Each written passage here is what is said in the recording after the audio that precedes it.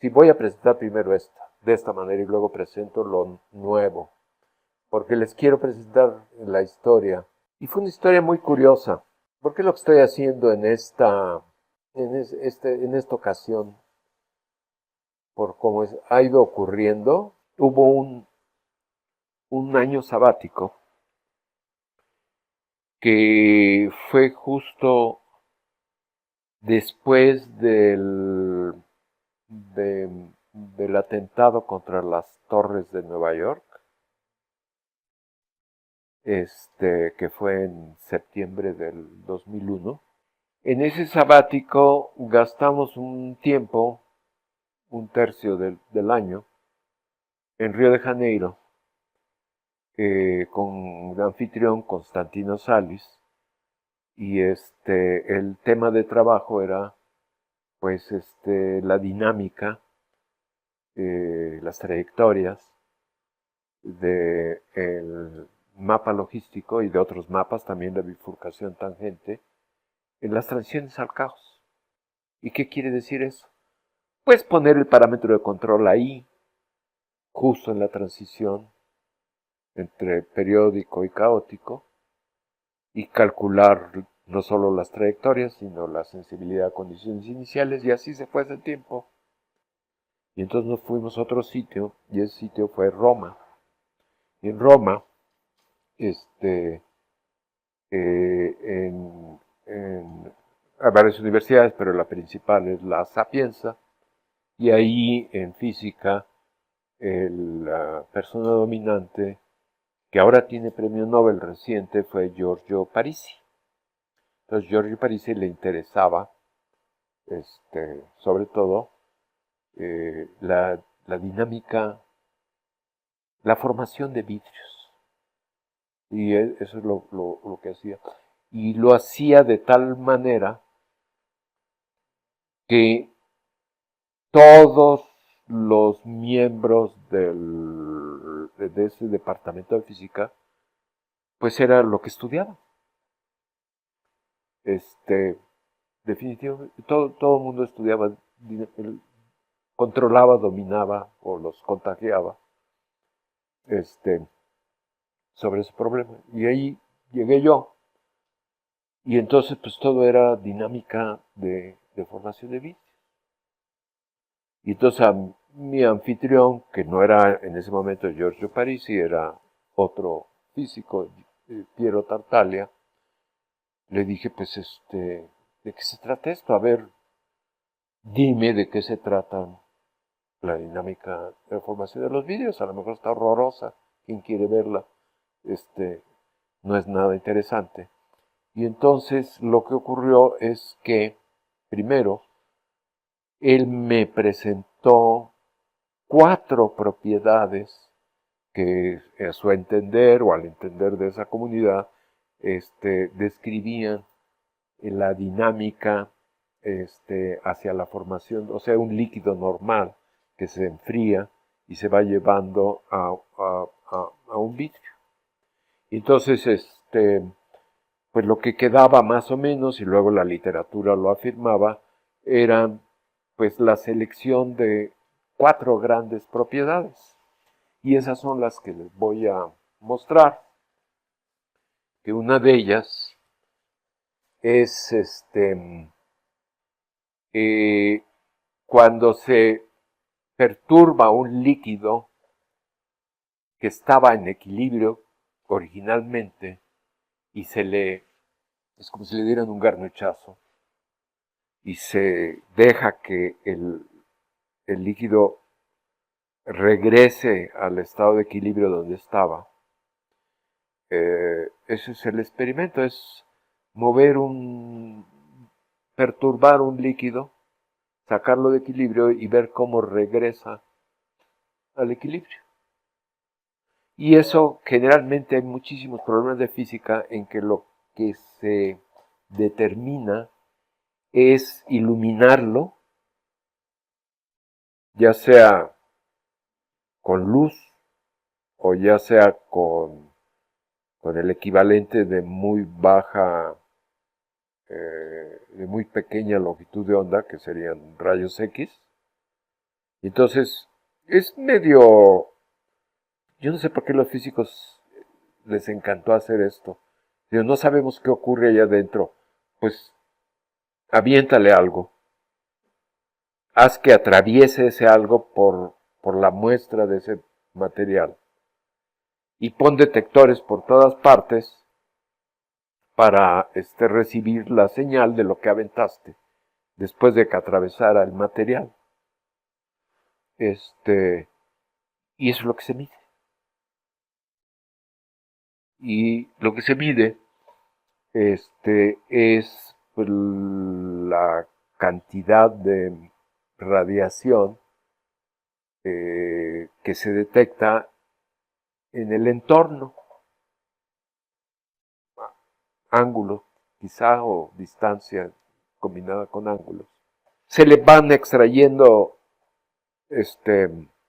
cantidades, que esa se debe esto, esa se debe esto, y se quedan como con lo esencial, y eso se le llama factor de estructura, y resulta ser que es siempre la transformada de Fourier, ustedes saben lo que es una transformada de Fourier, en el espacio al tiempo t de lo que se detectó. Entonces, esa transformada de Fourier, si antitransforman y se la llevan a espacio real, les da algo muy útil, que es lo que se conoce como las distribuciones de probabilidad de las partículas. En un líquido las partículas están todas apelmazadas, muy cerca unas de otras, pero no son independientes. Si fueran independientes, pues esa distribución de probabilidad de cuál es la probabilidad de ver una partícula en tal sitio, dado que yo tengo ya seleccionado una partícula en el origen. Tengo una partícula en R1 al tiempo T1. ¿Cuál es la probabilidad de ver una segunda partícula en la posición R2 al tiempo T2?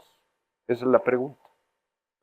Y eso es lo que da este experimento, y es lo que da en espacio de Fourier, y que siempre, si es un líquido simple, es algo que va a decaer exponencialmente.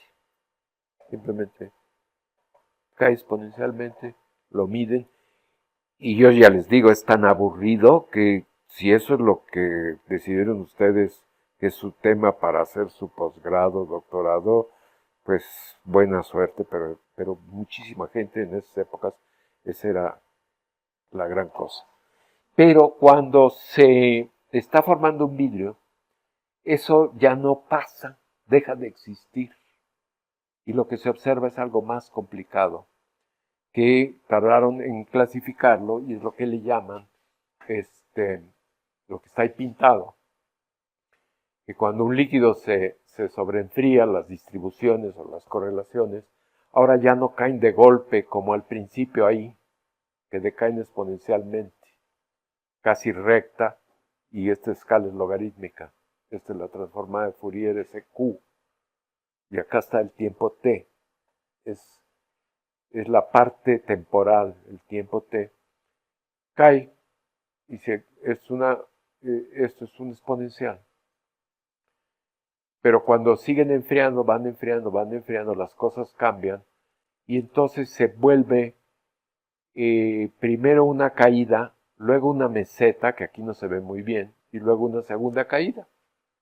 Y eso se hizo muy notorio y se llama relajamiento alfa, relajamiento beta el primero, relajamiento alfa el final, y la meseta, pues, ahí quedaba. Entonces eso era algo que... Les voy a mostrar otra gráfica luego, que es más... Pero eso es lo que me dijeron hace ya más de 2 décadas. Dice, en lugar de caer exponencialmente, ahora lo va a hacer por partes. Y ese decaimiento ya no va a ser exponencial, va a ser tipo ley de potencia. Es tipo ley de potencia, luego como que se detiene, hace una meseta intermedia y luego vuelve a haber otra ley de potencia. Digamos dicho así. Eso era una. Luego otra se le llama envejecimiento. Y esa que está ahí es, y se los voy a poner de esta forma. No vamos a entrar en qué es el detalle ahí, porque ahorita nada más le está diciendo, es una historia que les voy a decir, son 4 cosas. Ya les dije la primera, ahora les voy a seguir el segundo, que se llama envejecimiento. Y tiene que ver con lo siguiente.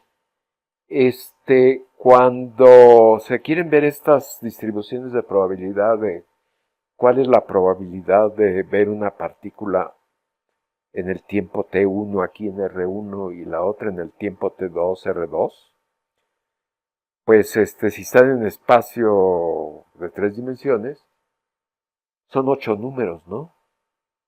Porque son 3 números para la posición 1 y un número, otro real, para el tiempo t1, y son 4 números y otros 4 son 8 números.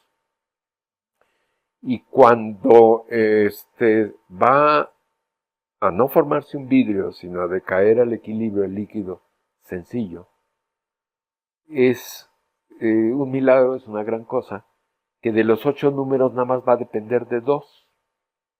Va a depender nada más de la distancia entre R1 y R2, no importa cómo están orientados, nada más la distancia, que es un número. La distancia entre R1 y R2. Y esa función de distribución de probabilidad nada más va a depender de la diferencia de los tiempos, T1, T2. Entonces, en lugar de depender de 8 números, depende de 2. Y eso, pues la gente se acostumbró.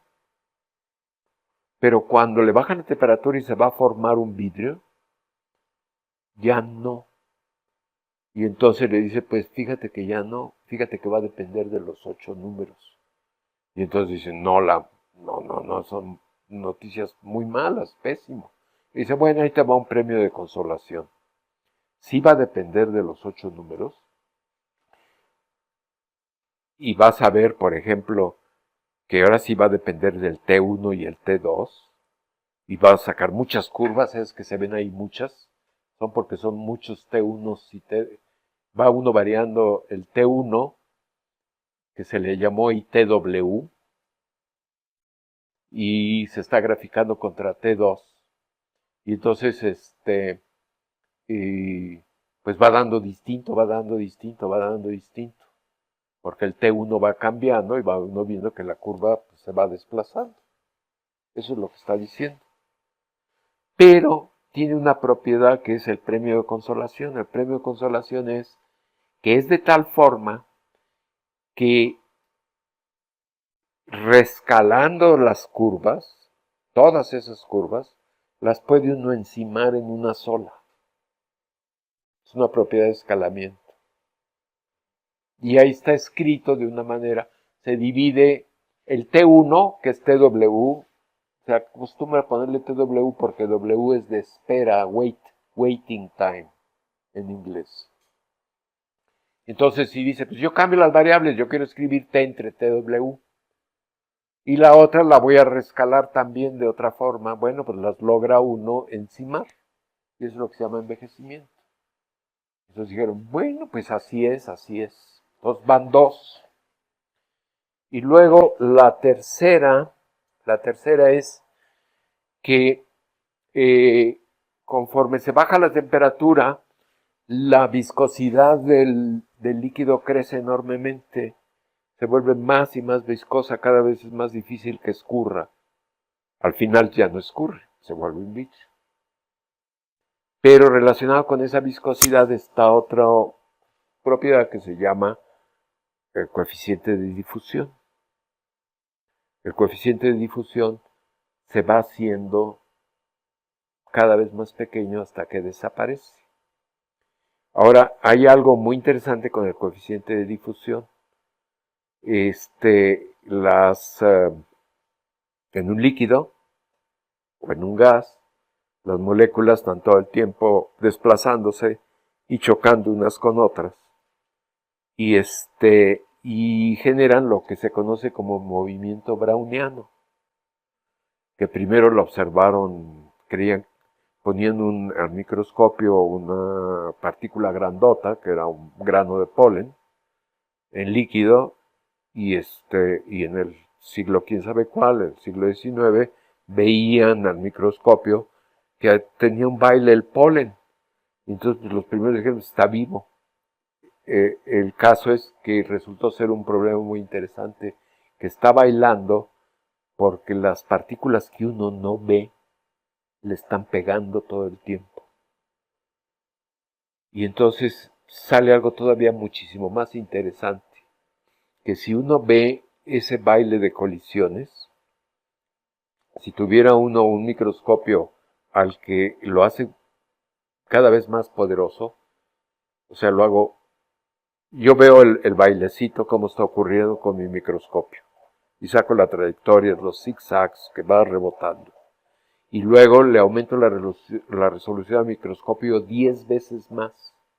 Entonces cada segmentito, que antes era segmento, quiebre, segmento, quiebre, segmento, quiebre, se me vuelve una serie de segmentitos que están quebrando. Simplemente se vuelve lo mismo pero a escala más fina.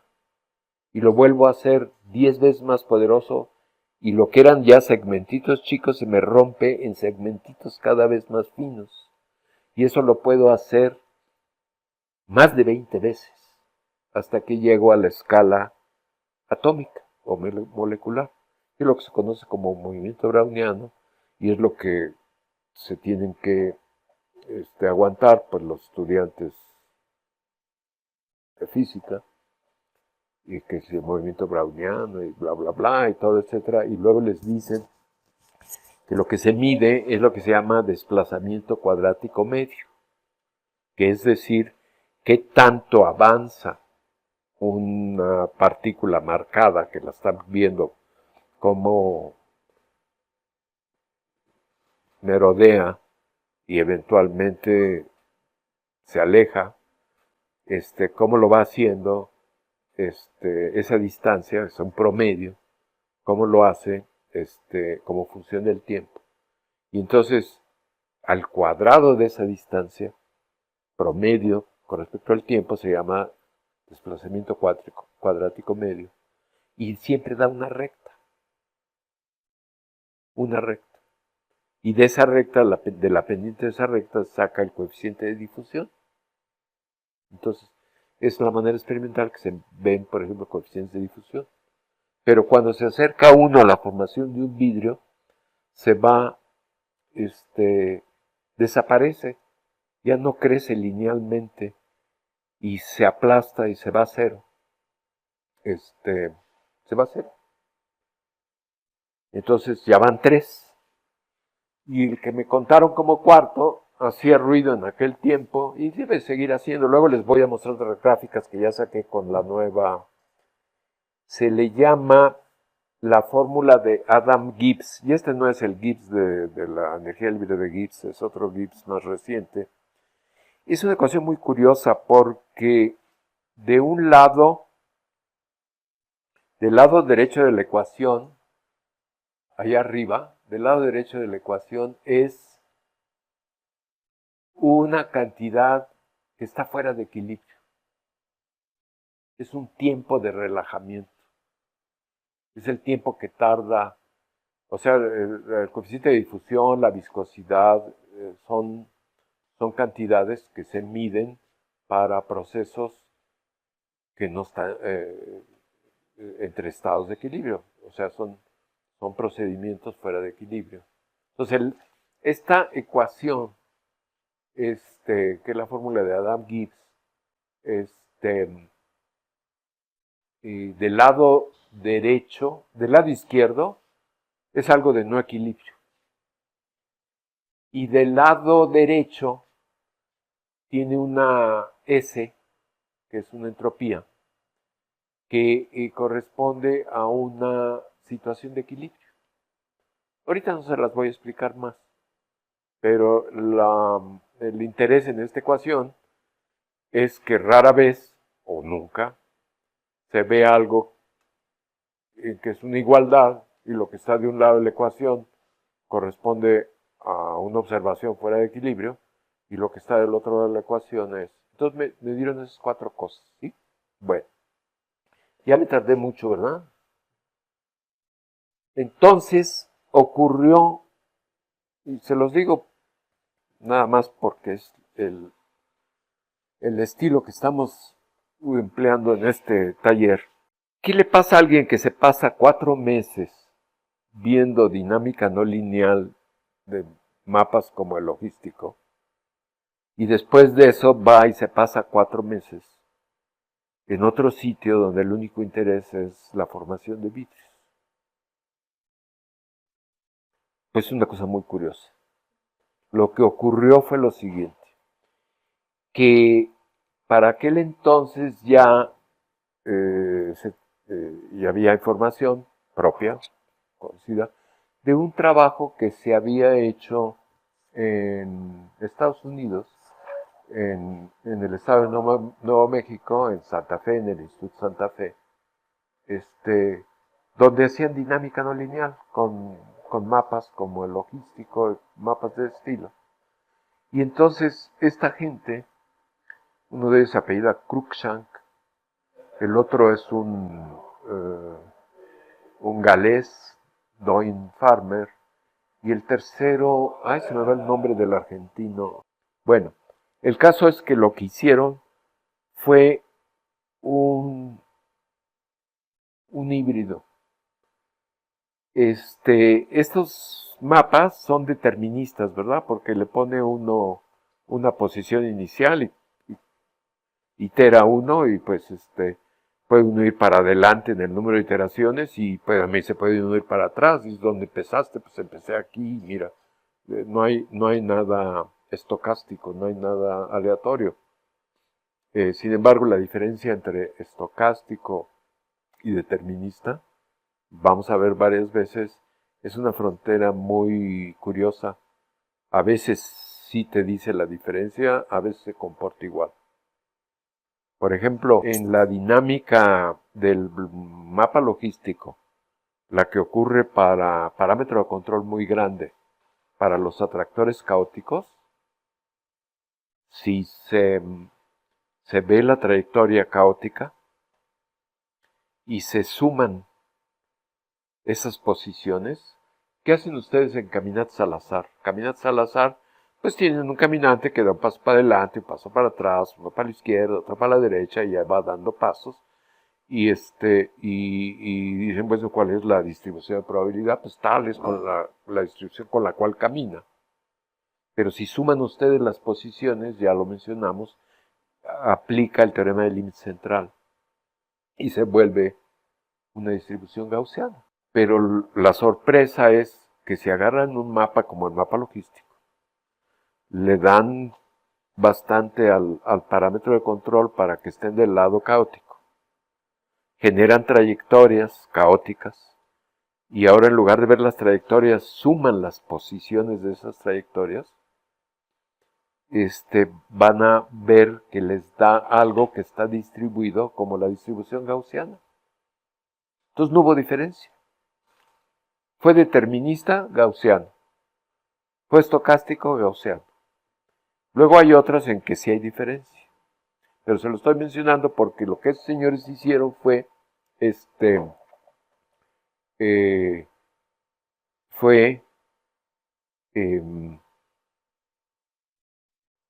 tomar un mapa, como el mapa logístico, y añadirle un término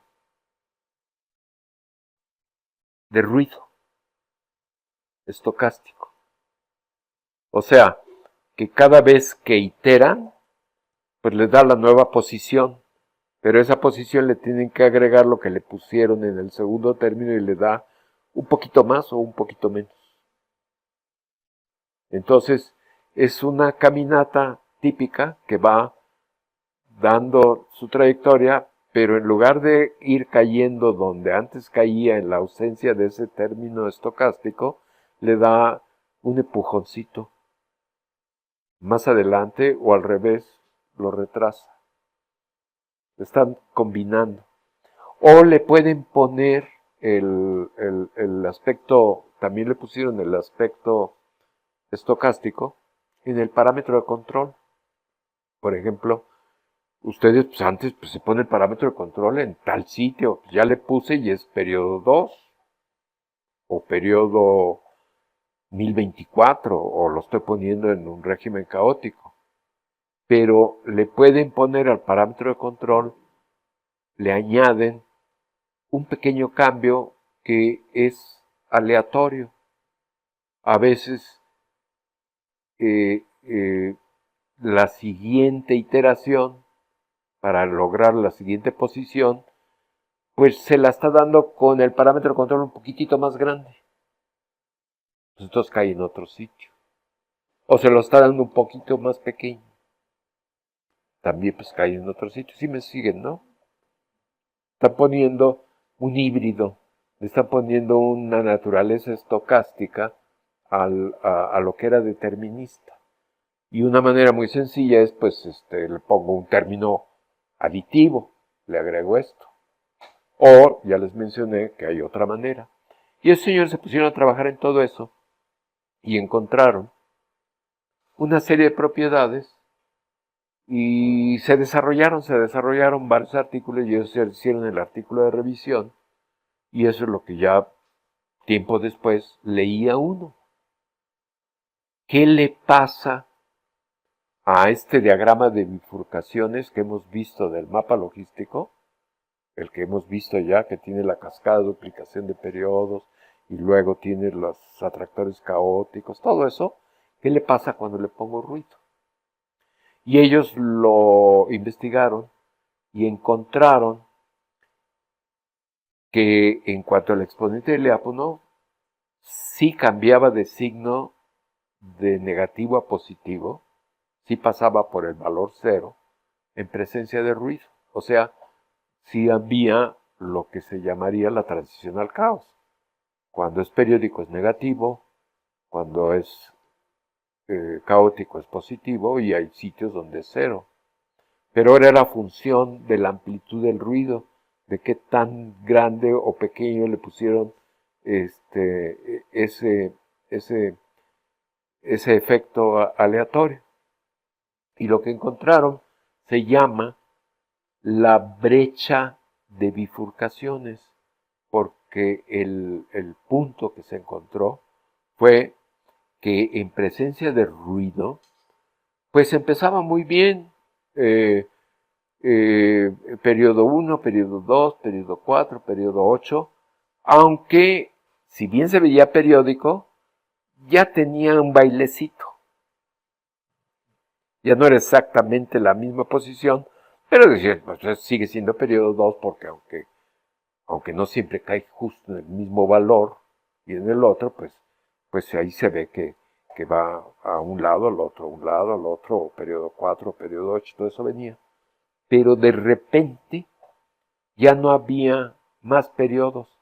Llegaba hasta periodo 512 y se acabó. Lo que seguía después de periodo 512 era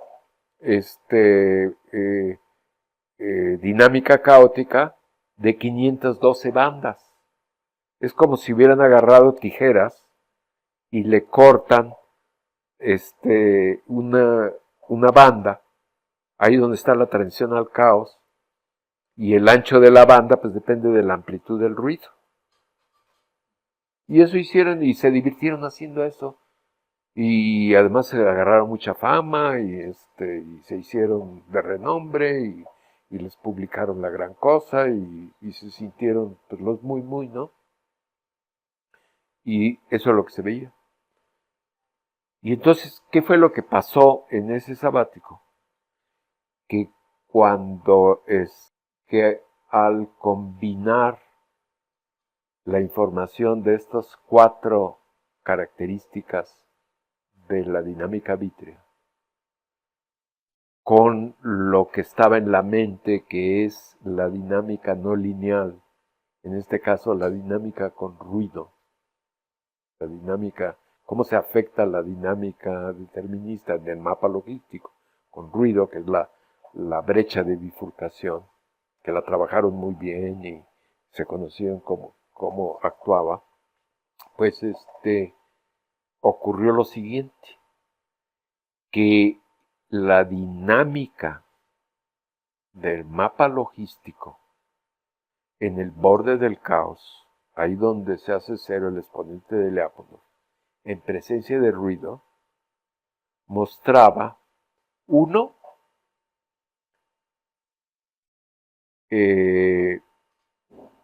la propiedad esta de decaimiento beta, meseta y decaimiento alfa. Dos, mostraba el fenómeno de envejecimiento en las trayectorias. Sacaba uno trayectorias y entonces las podía uno encimar escogiendo ese TW. 3, daba el desplazamiento cuadrático medio, se construye el desplazamiento cuadrático medio, ahora les voy a decir cómo, con mucho ruido, lineal como movimiento browniano. Y conforme le va quitando uno el ruido hasta que llega uno al mapa sin ruido, se va el coeficiente de difusión. Y 4, el análogo, se lo estoy ahorita platicando, luego lo vamos a entrar, daba una versión de la fórmula de Adam Gibbs. Y entonces era, pues, algo interesante. Pues decía, ¿qué está pasando? Una cosa es que me hayan dicho, o nos hayan informado, de los 4 principales rasgos de la dinámica vítrea, y otra cosa es traer en la cabeza un mapa y la dinámica de un mapa afectado con un término de ruido y que genere las 4 propiedades. Está muy curioso, pero es real, es de veras, ahí está. Entonces, ¿cómo es posible que esa dinámica no lineal, pues es un ejercicio matemático, lo está sacando uno de un programa de cómputo nada más, y le está poniendo, tiene 2 parámetros, el parámetro de control, que ya venía, y la amplitud del ruido, que ya se lo pusimos, y le puede uno mover, y van saliendo las 4 propiedades.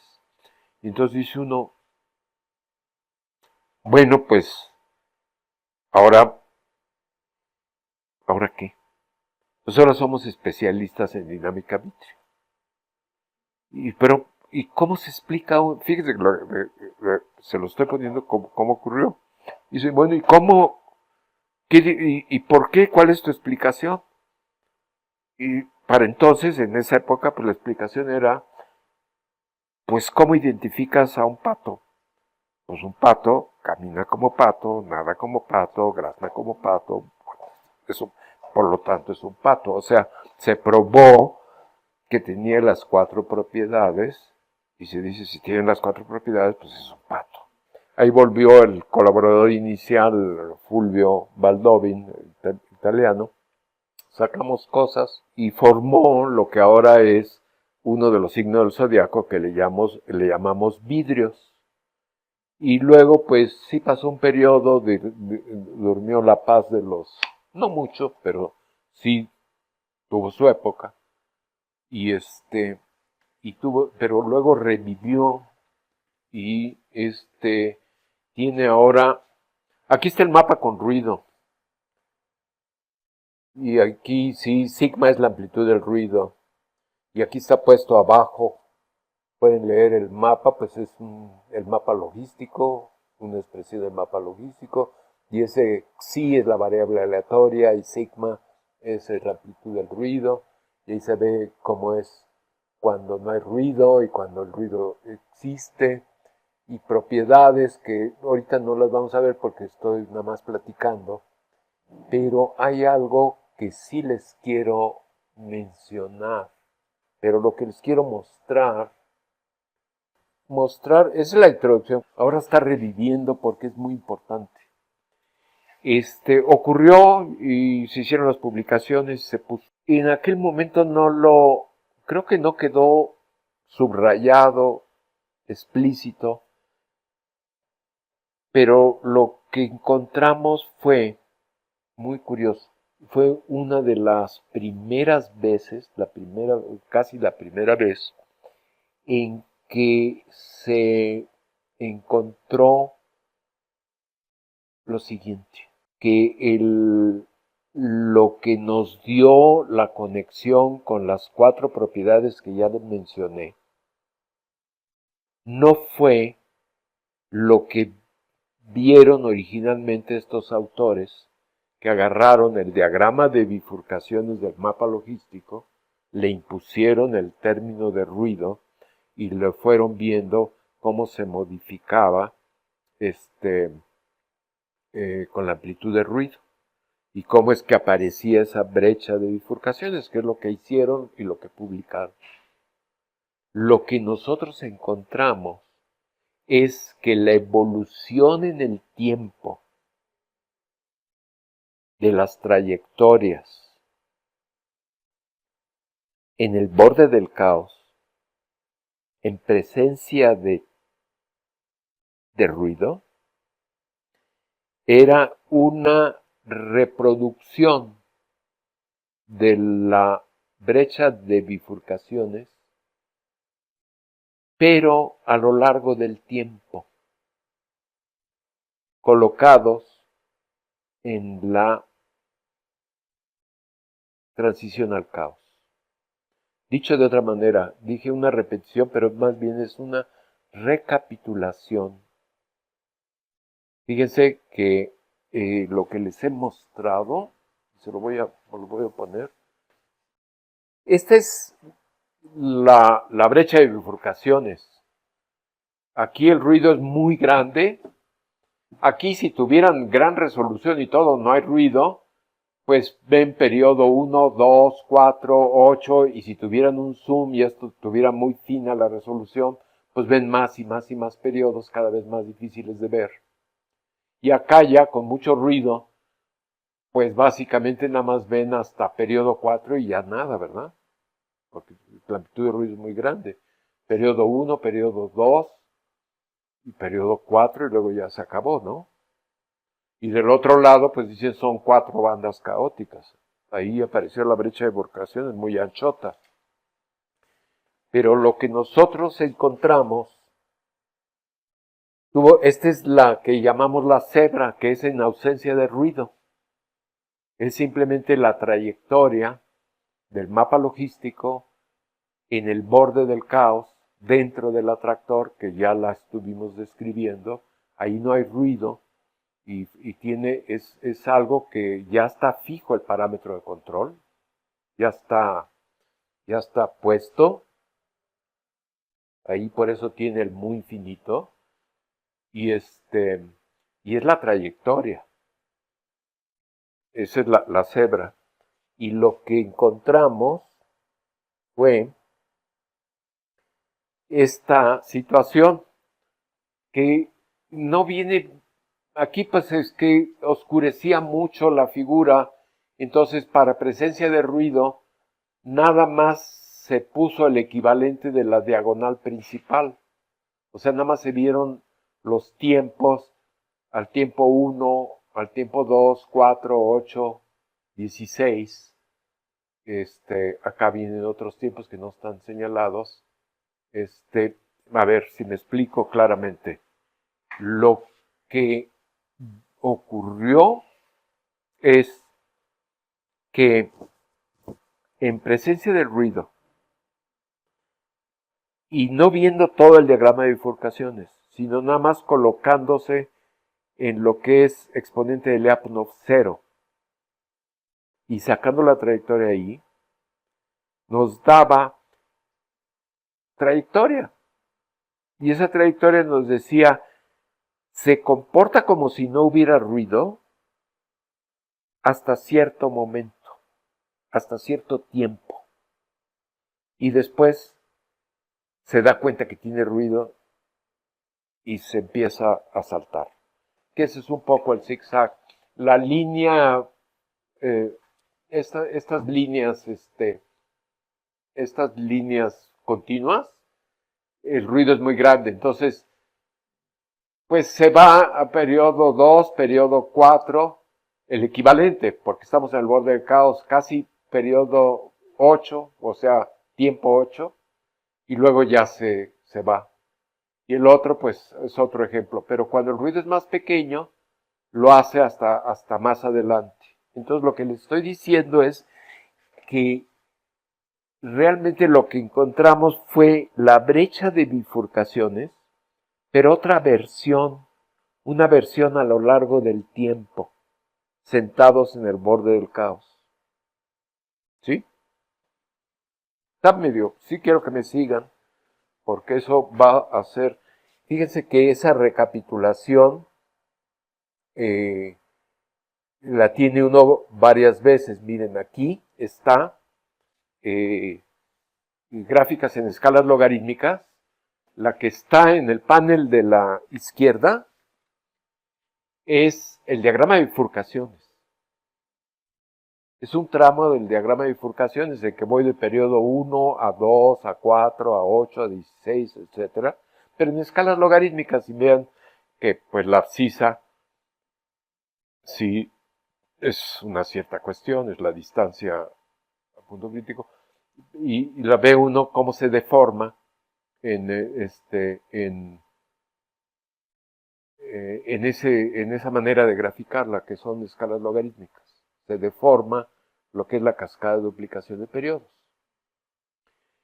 Y luego lo que está en el panel de la derecha es algo muy distinto. Lo que está en el panel de la derecha es una trayectoria como función del número de iteraciones del tiempo. Lo que está en la abscisa es el tiempo, no es el parámetro de control. En escalas logarítmicas, y demuestra uno que hay similitud, y es lo que llamamos recapitulación. Quiere decir que algo que se observó viendo la política que seguían los dinámicos no lineales en el pasado era, pues dame el mapa, vamos a averiguar qué propiedades tiene. Pues tiene parámetro de control, entonces vamos a ir viendo qué va ocurriendo cada vez que le voy poniendo valores distintos al parámetro de control. Y fueron descubriendo como si fueran geógrafos, pues es periodo tal, pues es periodo tal, no, pues ya se hizo caótico, no, que se hizo tal cosa. Eran como geógrafos en lo que en la política era ver qué ocurría en términos del parámetro de control. Por eso se llama diagrama de bifurcaciones. En la abscisa está el parámetro de control. Y ver la familia de atractores. Y lo nuevo que estamos señalando es una política muy distinta. Vamos a fijar el parámetro de control en un valor muy especial, que es en la transición al caos. ¿Y qué vamos a ver ahí? Pues ya no le podemos mover el parámetro de control, ya lo pusimos, ya lo fijamos en ese valor. Lo único que podemos ver es las trayectorias. Pues ¿cuál trayectoria vemos primero? Pues la que está ya dentro del atractor y empieza en un punto del atractor, y por qué no ponerla donde está el extremo del atractor, que es el x igual a 0. Entonces estoy viendo una trayectoria. Entonces, ¿qué es lo que observas en esa trayectoria?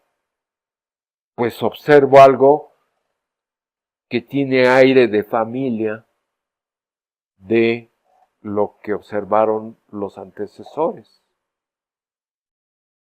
Y entonces la dinámica dentro del atractor en el borde del caos tiene una evolución temporal que es reminiscente, es arremeda a lo que había ocurrido con el otro punto de vista de ir moviendo el valor del parámetro de control de chiquito a grandote. Y es lo que llamamos recapitulación. Y es algo que está presente, va a estar presente en muchos de estos temas que estamos presentando. Y entonces lo que le estoy diciendo es, qué caray, qué cuestión, por qué no estaba tan claro en la mente en aquellos años que la dinámica vítrea, esta analogía robusta que existe. Agárrate un mapa, ponle ruido y ve que genera propiedades semejantes a las de la dinámica vítrea. Ah, pues se hizo, etcétera, etcétera. Pero ¿qué fue lo que realmente usaron ustedes? Dice, pues lo que hicimos no fue usar el diagrama de bifurcaciones.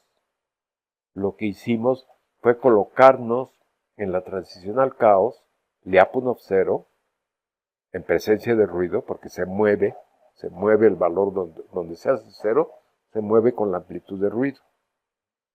Y es ahí que se vio, se llama en inglés un crossover, que es que empieza como si no hubiera ruido. Y llega un momento, un número de iteraciones, en el que se comporta de manera diferente porque hay ruido. ¿Qué es lo que pasó en el fondo también con los trabajos anteriores? Ve uno el diagrama de bifurcaciones y dice, pues es la cascada de duplicación de periodos, nada más que un poquitito modificada, pero se interrumpe y luego se vuelve ya caótica. Vamos a terminar con estos comentarios de lo que pasó después. Si lo que le interesan son los sistemas complejos, pues no un problema de física de materia condensada, que es la formación de vidrios, sino de si se manifiesta la dinámica vítrea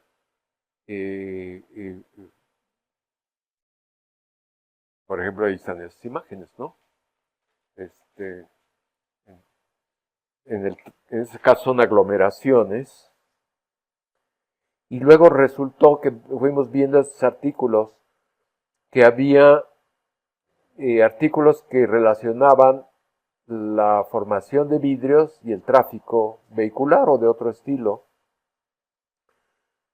Y la física de los embotellamientos son artículos.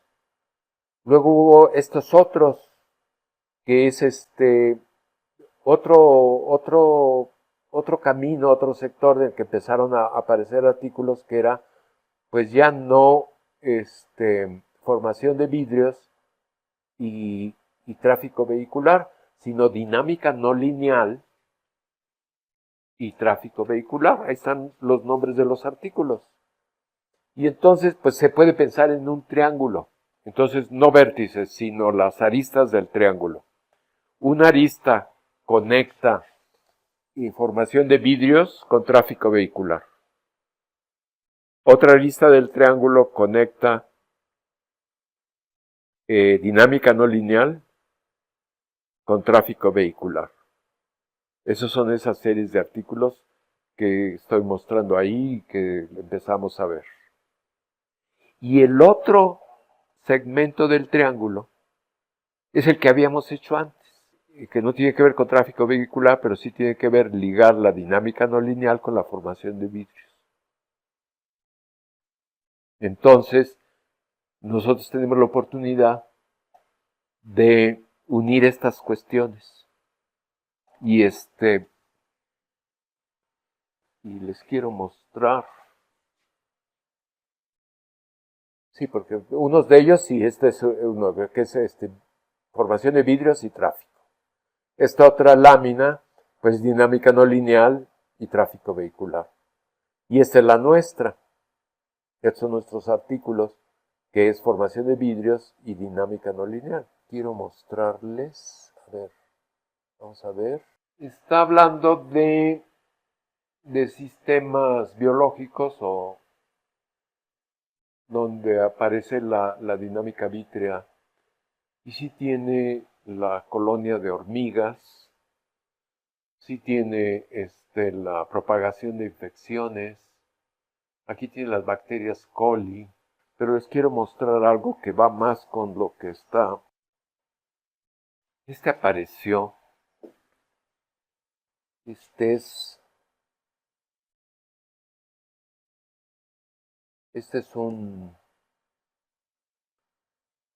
es una intersección sin semáforos. ¿Qué comentarios? Tenemos un rato para comentar porque me fui muy, no vi nada así concreto, en serio, lo estoy dejando para la próxima vez. Pero les solté varias cuestiones. Una de ellas es si es pertinente que la dinámica de formación de vidrios ocupe un lugar en los temas de un lugar importante, o sea, en los temas complejos.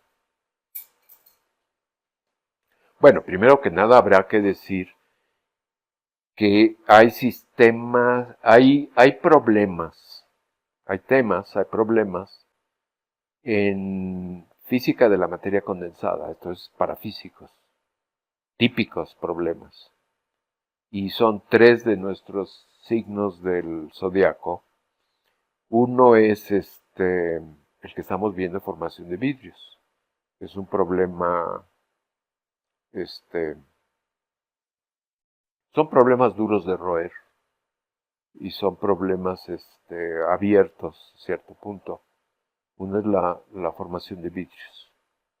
Otro es que no hemos visto aquí, que es la transición de localización, que es la transformación de un material conductor en un aislante.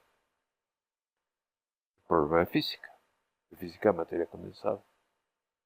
Y otro es los puntos críticos, o sea, estados termodinámicos que son críticos, que son fronteras entre fases diferentes, que son transiciones de fase de cierto estilo, donde las fluctuaciones. Entonces nosotros tenemos tres problemas, tres temas que tienen su raíz en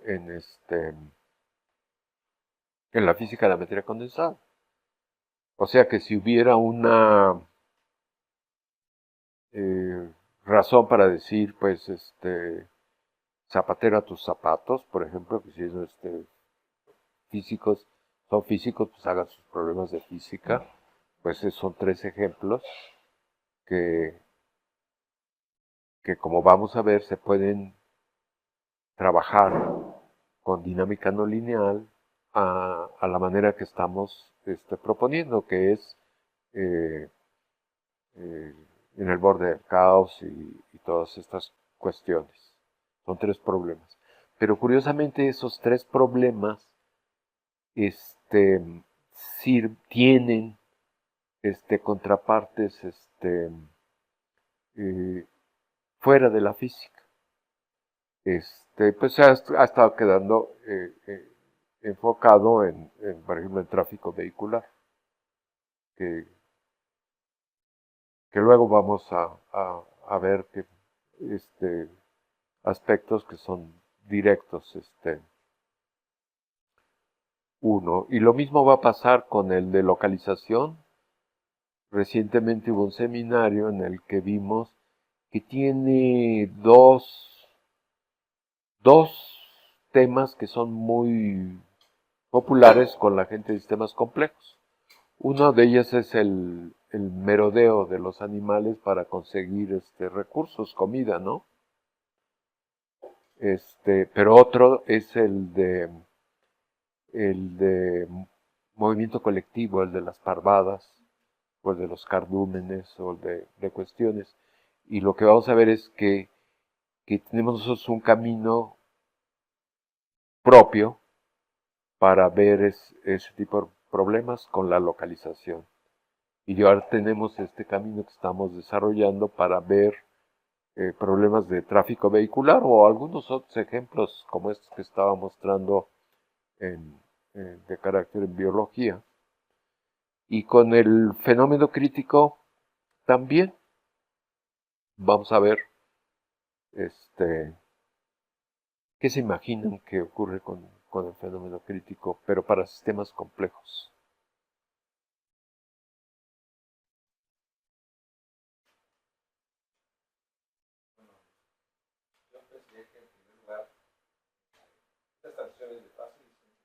Sí, sí, sí, es el punto crítico que separa dos fases. A mí lo que me ha llamado la atención, que todavía no sé, Sí,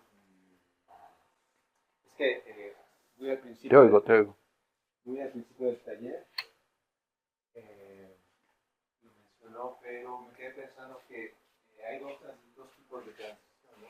Ah, sí, De primer orden sí. y la de segundo orden. Sí, los puntos críticos corresponden a las transiciones de segundo orden o continuas. Ok, esa Sí, sería la primera aclaración. esa sería una. Eh,